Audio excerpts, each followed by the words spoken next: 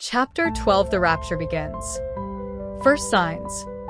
The air crackled with an unseen energy, a palpable shift in the atmosphere that settled over the ravaged landscape like a shroud. It wasn't the usual oppressive weight of impending doom they'd grown accustomed to.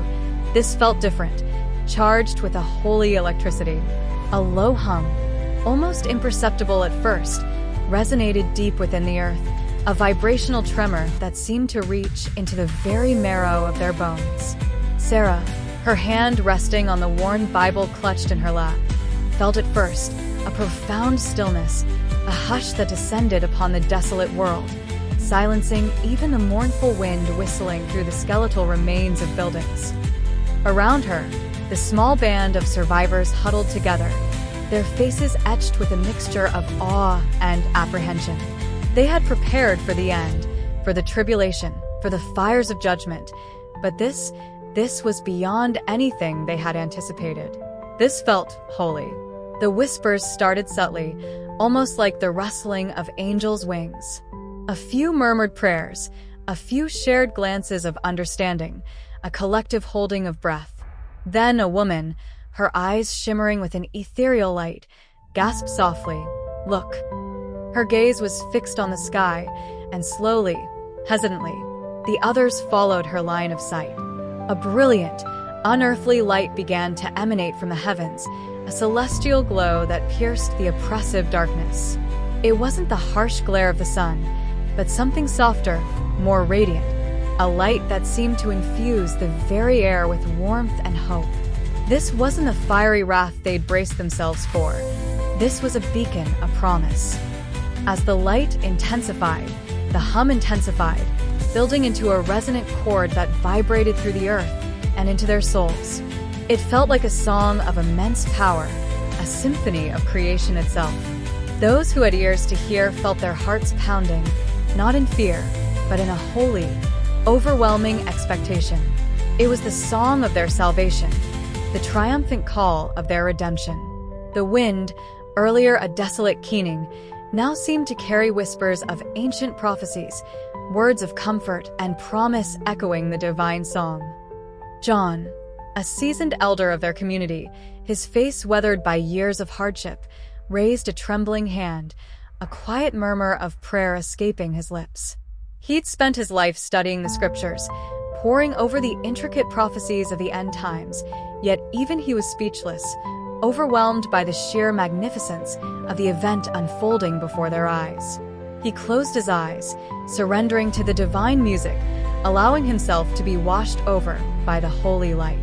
He felt a stirring within him, a profound peace that transcended all understanding, a sense of completion, of coming home. One by one, others in the group joined in a silent prayer, their faces reflecting the radiant glow. This was it. The culmination of their faith, their years of preparation, their enduring hope in the face of despair. The prophecies were coming to fruition. The long-awaited promise was finally being fulfilled. The light grew brighter, more intense, its warmth spreading like a comforting blanket, chasing away the lingering chill of fear. Strange, beautiful colors began to ripple through the light, vibrant hues that defied earthly description. It was as if a celestial artist was painting the sky with strokes of divine glory, a spectacle that left them breathless, awestruck, humbled. Suddenly, within the shimmering light, figures began to materialize. Not figures of flesh and blood, but forms of pure light, radiating an otherworldly splendor. Some of the survivors gasped. Others remained silent, their eyes wide with wonder. The figures seemed to dance in the light, their movements graceful, almost ethereal. It was a breathtaking vision, a symphony of light and movement, both magnificent and terrifying in its holiness. Sarah felt a strange pressure in her chest, a lightness that defied gravity, a feeling of being lifted, of being drawn upwards, towards the light. She looked at her hands, noticing the skin glowing faintly, a soft luminescence that seemed to emanate from within. She wasn't afraid.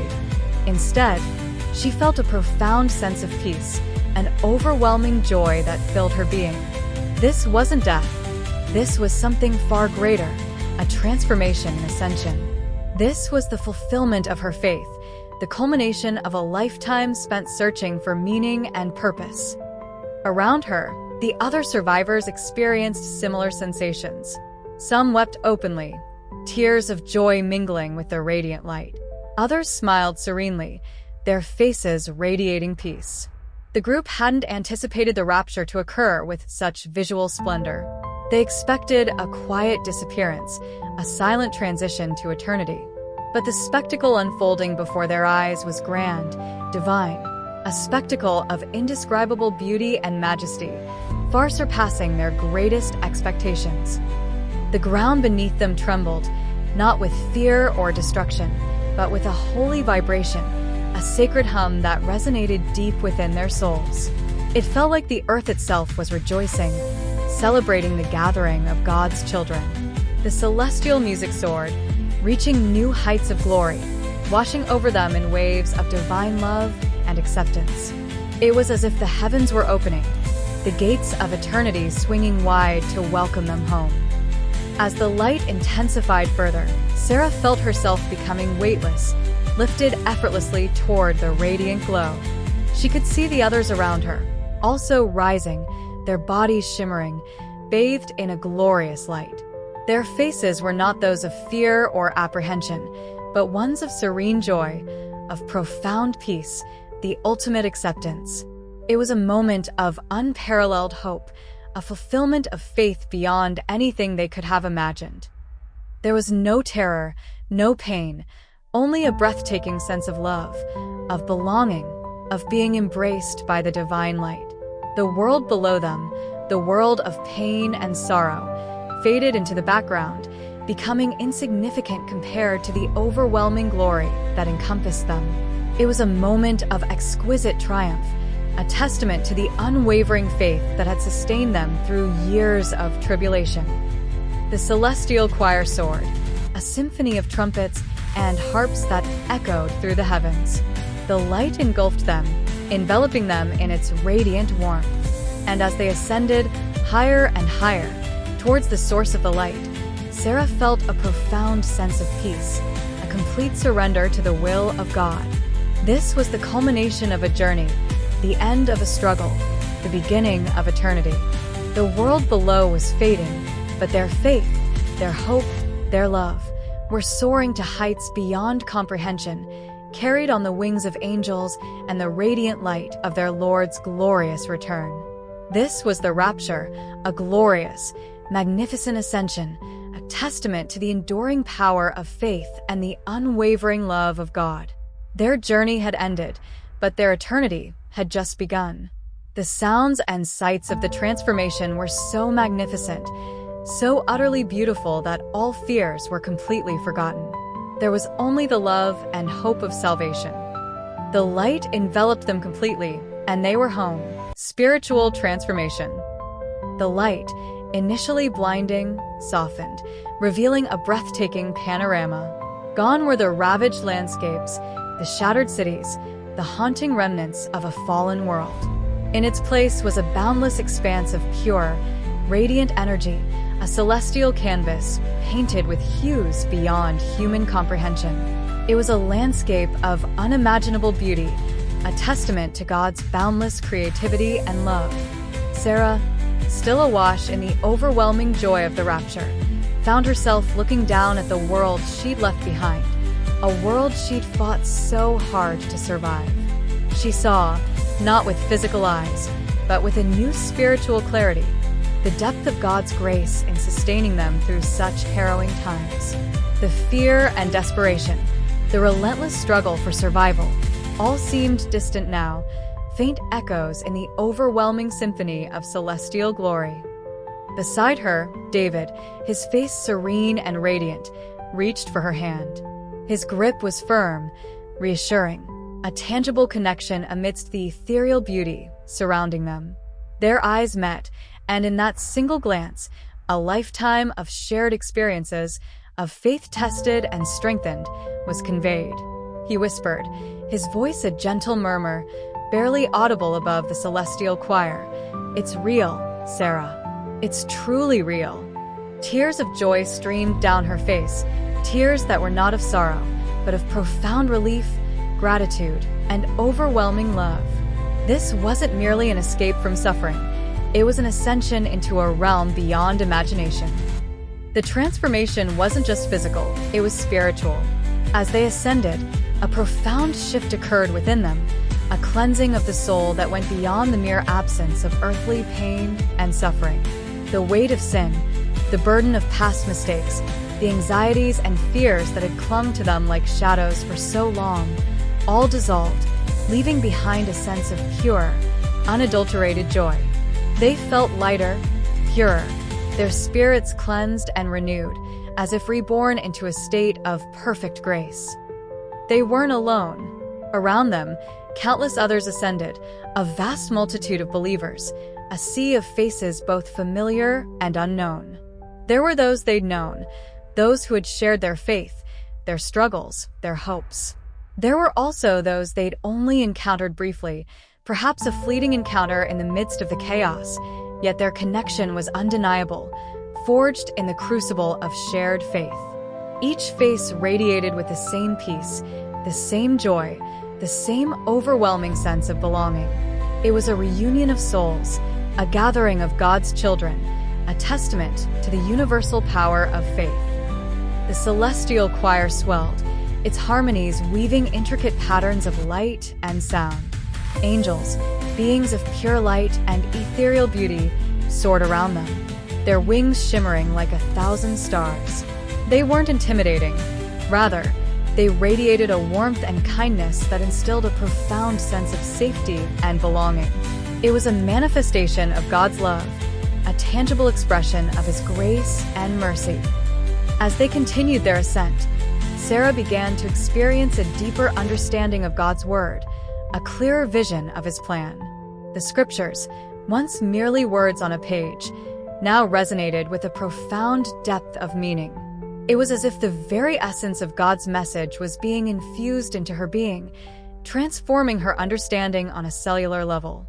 She saw the intricate tapestry of God's plan, the interwoven threads of history, prophecy, and redemption, coming together in this glorious culmination. The chaos and suffering of the world below suddenly seemed to fit into a larger, more profound narrative, a narrative of redemption, of hope, and of unwavering love. David, too, was undergoing a similar transformation. His eyes, once filled with the weariness of survival, now sparkled with an inner light, a light that reflected the glory of God. He spoke of visions, of revelations, of a deeper understanding of God's character, of His mercy and compassion, extending even to those who had rejected Him. His understanding of the Scriptures, once primarily focused on survival, now expanded to encompass a broader understanding of God's love and His plan for humanity, both past, present, and future. Many around them shared similar experiences. Whispers of profound revelations, of spiritual insights previously unimaginable, echoed through the celestial expanse. It was as if the rapture itself was a catalyst for spiritual growth, accelerating the journey of faith to its ultimate destination. The darkness of the world below seemed to pale in comparison to the overwhelming light of God's grace. Amongst the ascending multitude, Sarah noticed a particularly radiant light emanating from a young woman whose face seemed both familiar and subtly altered. She recognized her from the underground community. The young woman, Emily, had often been plagued by doubt and fear, her faith tested repeatedly by the harsh realities of their situation. Yet here, in the celestial glory of the rapture, her face was radiant, her eyes sparkling with a newfound serenity that was breathtaking to witness. It was a testament to the transformative power of God's grace, a confirmation that even the most wavering faith could find its ultimate fulfillment in His loving embrace. As they soared through the celestial expanse, Sarah felt a profound sense of unity with all those around her. The divisions and conflicts that had plagued the world below seemed insignificant, mere shadows in the overwhelming brightness of God's love. The sense of community, of belonging, was stronger than she could have ever imagined. They were not merely individuals, they were a body, a community of faith united in their love for God and their shared experience of His grace. The earthly boundaries of nationality, ethnicity, or social standing were rendered meaningless in the face of this profound spiritual unity.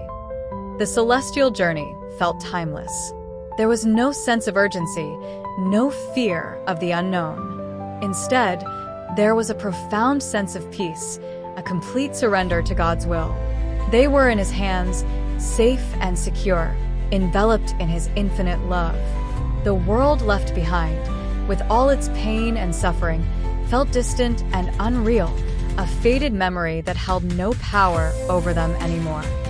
As they drew closer to the source of the light, an even more profound transformation began to take place.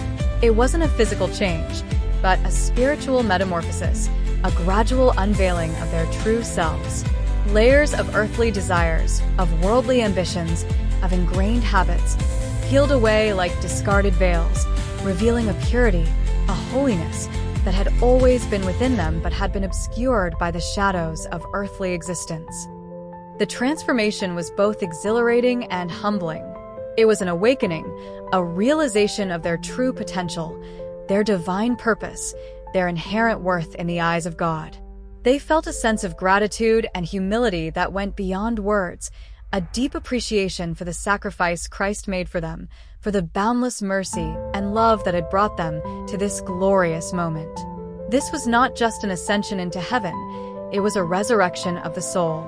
It was a rebirth into the very image of God. The closer they got to the source of light, the more intense the spiritual transformation became. It was as though they were being refined, purified, cleansed of every imperfection. The very essence of their being was being reshaped, molded into a reflection of the divine glory that surrounded them. The experience was intensely personal, yet simultaneously shared. Each individual journey was unique, yet intertwined with the collective ascent of God's people. This was not merely a physical journey, but a profound spiritual pilgrimage, a journey inward towards the core of their beings, towards a deeper understanding of themselves and their relationship with God. It was a journey that stripped away layers of worldly attachments and revealed the true beauty and potential that lay dormant within. And as they continued their ascent towards the blinding, glorious light, Sarah and David knew, with a certainty that transcended all understanding, that this was only the beginning of an eternity of unimaginable joy, love, and communion with their Creator. The rapture was more than just a physical event. It was a spiritual rebirth, a transformation that would shape their eternity. Preparing for ascension. The blinding light receded, leaving Sarah with a sense of awe and wonder that surpassed anything she'd ever experienced. The celestial landscape, a breathtaking panorama of unimaginable beauty, shifted and reformed, revealing intricate details that spoke of a divine artistry beyond human comprehension. Stars, unlike any she'd ever seen, twinkled with an inner light that seemed to pulse with life. Gaseous nebulae swirled in vibrant colors, their ethereal beauty both calming and exhilarating. It was a place of perfect peace, a stark contrast to the chaos and devastation she'd left behind. David, standing beside her, reached for her hand, his grip firm and reassuring. His eyes, reflecting the celestial light, shone with a profound joy and peace. They stood in silent contemplation for a long moment, absorbing the sheer magnificence of their surroundings. The transition had been seamless, a gentle lifting, a feeling of being cradled in the hands of God. There had been no fear, only an overwhelming sense of acceptance and belonging. As their initial awe subsided, a new awareness dawned upon them. They were not alone. Around them, in every direction, countless others ascended, their faces radiant with the same unearthly joy. A vast multitude, a sea of faces both familiar and unfamiliar, were drawn towards a radiant source, a point of intense light that seemed to beckon them onward. It was a sight both humbling and uplifting, a testament to the vastness of God's love and the universality of His grace. But even as they reveled in this celestial spectacle, a lingering sense of concern tugged at Sarah's heart. She thought of those left behind, those who hadn't experienced the rapture, the ones who were still on Earth, grappling with the aftermath, struggling to comprehend the events that had unfolded. She saw their faces in her mind's eye, her aging mother, clinging to her faith in the face of overwhelming despair, her childhood friend, John, wrestling with doubt and fear, the countless souls still lost in the darkness of their own struggles. David, sensing her shift in emotion, gently squeezed her hand. "They are in God's care, Sarah," he whispered, his voice filled with unwavering faith. "He will not forsake them. His grace is sufficient for all." His words, though comforting, did little to alleviate her growing unease. The images of the world below continued to flicker in her mind. The desolation, the chaos, the desperate struggles for survival. And a deep sense of responsibility settled upon her, a burden of prayer and hope for those left behind. As they continued their ascent, a gentle voice echoed in their hearts, a voice that seemed to emanate from the very fabric of the celestial realm. It spoke of preparation, of a time of waiting, and of the possibility of a second coming. The voice spoke of a call to action, to remain steadfast in their faith, to be beacons of hope and strength for those still on Earth, preparing them for whatever lay ahead. The message was clear. Their journey was far from over. The celestial landscape began to change, the vibrant colors shifting and blending, forming intricate patterns that resembled celestial maps. Within these maps, Sarah and David saw glimpses of the future, fleeting visions of trials and tribulations, of hope and perseverance. These visions were not meant to instill fear, but to prepare them for the challenges that lay ahead, to help them maintain their faith and courage in the face of adversity. As they drew closer to the radiant source, the voice became clearer, stronger, more direct. It spoke of a coming test, of a time of great trial and tribulation for those left behind. It spoke of darkness that would attempt to engulf the world, a darkness that would challenge the faith of even the most devout. But it also spoke of a great light, a light that would pierce the darkness, a light that would lead the remaining believers to victory. It was a message of hope, a promise of redemption, a reminder of God's unwavering love and his ultimate triumph over evil. The voice urged them to pray, to intercede for those still on Earth, to be a source of strength and comfort for the grieving and the fearful. It spoke of the importance of faith, of unwavering trust in God's plan, and of the need to remain vigilant against the whispers of despair and doubt. It was a call to action, a reminder of their responsibility as believers, to be witnesses to God's love and grace in a world shrouded in darkness. Suddenly, the ascent stopped. They found themselves on a vast plain of shimmering light, a place of unparalleled beauty and serenity. Around them, thousands of others who had ascended gathered, forming a multitude of believers. An overwhelming sense of peace and unity enveloped them. It was a community of faith, bound together by their shared experience, their shared belief, and their shared hope. This was a place of preparation, a time of reflection, a period of spiritual growth and preparation for the challenges that lay ahead. They were not merely waiting. They were actively preparing themselves, their spirits, and their minds for whatever lay ahead. The voice echoed again, now resonating through the hearts of the assembled multitudes. It spoke of the importance of unity, of the need to support and encourage each other, of the significance of prayer and fasting. It spoke of the power of forgiveness and the importance of extending compassion to those who had strayed from the path. It urged them to share their faith, to spread the word of God, to be beacons of hope and love in a world desperate for salvation. The message was clear, resounding in their hearts. They must be ready for what was to come. The remaining believers on earth needed their prayers and their guidance, and the challenge they faced demanded unwavering faith and resilience. As the days turned into weeks, they learned to harness their new spiritual abilities.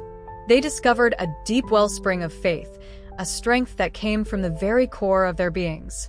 Their empathy broadened, their compassion deepened, and they felt a profound connection to those left behind. This wasn't a passive waiting game. It was a time of growth and spiritual preparation, equipping them to face whatever trials lay ahead for them and for the world they'd left behind. They spent hours in prayer, interceding for those still on earth. They felt a deep connection to those struggling in the aftermath of the rapture, a sense of shared purpose, and a desire to be instruments of God's grace in their lives. They learned to communicate across vast distances, their thoughts and prayers reaching those who were still fighting to survive in a world ravaged by chaos and despair. Through visions and dreams, they were shown glimpses of the future. They saw moments of great despair and also instances of extraordinary faith and courage. They saw the emergence of powerful forces of darkness, but they also witnessed acts of incredible bravery and selfless service. These visions were not intended to scare them, but to prepare them for what was to come, strengthening their faith and deepening their commitment to God's plan. They learned to work together, sharing their gifts and talents, building a community of faith and resilience. They supported one another, lifting each other's spirits, and reminding each other of the hope that lay ahead. This period of waiting wasn't merely passive. It was a time of intense spiritual growth, a period of refinement and preparation, where they honed their faith and prepared for the battles that were yet to come. The celestial realm wasn't a place of rest, but a training ground, a crucible where their faith was tested, refined, and strengthened in preparation for the battles that lay ahead. They were not simply waiting for the next stage. They were actively preparing themselves for it, forging a spiritual strength that would sustain them through whatever trials lay in store. The world below needed them, and they were ready to answer the call.